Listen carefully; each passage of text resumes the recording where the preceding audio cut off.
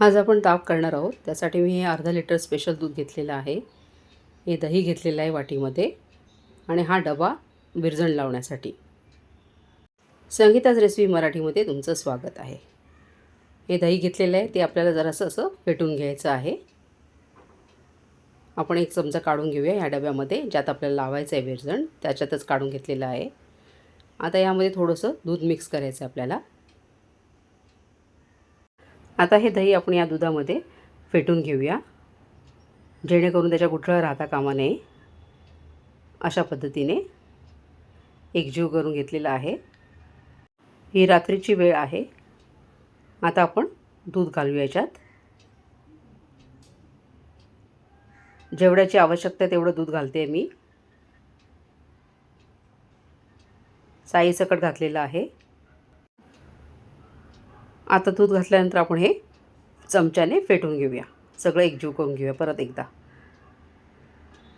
अगोदरच दह्यामध्ये आपण दूध फेटून घेतलं होतं, त्याच्यामुळे आता मिक्स करायला जास्त वेळ लागत नाही. बघू शकता तुम्ही. कधी पण तुम्हाला सकाळी जर ताक प्यायचं असेल तर आदल्या दिवशी रात्री दही लावायचं आणि मग त्याचं दुसऱ्या दिवशी ताक करून प्यायचं. आता आपण सकाळी उघडून पाहत आहोत. हे बघू शकता आपलं दही तयार झालेलं आहे. हे पाहू शकता तुम्ही, आपलं दही तयार झालेलं आहे सकाळी. आता याचं आपण ताक करूया. मुलं ताक पित नसेल तर तुम्ही याचं तीर्थ देखील करून देऊ शकता मुलांना. आता या तांब्यामध्ये मी दही घालून घेते. जेवढ्याचं ताक करायचं आपल्याला तेवढं दही. हे बघू शकता. आता यात पाणी घालूया. तुम्हाला कसं आवडतं ताक त्याप्रमाणे तुम्ही पाणी घाला. घट्ट किंवा पातळ ज्याप्रमाणे तुम्हाला त्या ताकाचा पोत हवा आहे त्या पद्धतीने तुम्ही याच्यात पाणी वापरू शकता. एवढं बस झालं. आता यात स्टीलच्या रवीने मी ताक घुसळून घेते. मिक्सरचा वापर करून देखील तुम्ही ताक करू शकता,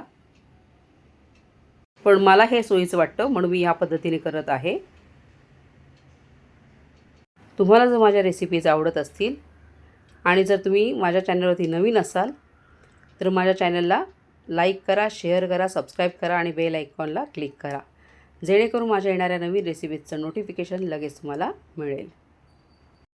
खरं तर ताक असंच प्यायचं असतं, फक्त पाणी घालून, काहीही न टाकता. ते जास्त हितकारक असतं आरोग्यासाठी. आता हे बनवून तयार झालेलं आहे. आता यात चवीसाठी थोडंसं मीठ घालूया. अगदी थोडंसं घातलेलं आहे मी. आणि थोडीशी घरातच केलेली जिरा पावडर. हलकंसं जिरं भाजून त्याची पावडर करून ठेवते मी नेहमीच. ती घातलेली आहे. हे बघा, अगदी थोडीशी. आता ढवळून घेऊया.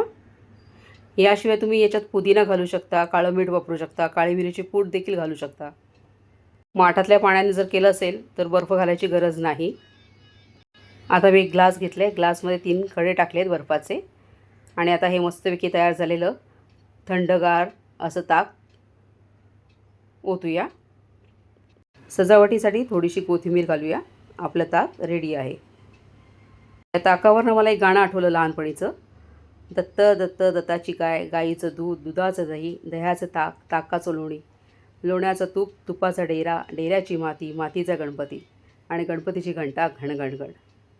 कसं वाटलं गाणं आणि रेसिपी नक्की कमेंट करून सांगा. लवकरच परत भेटू. तोपर्यंत बाय.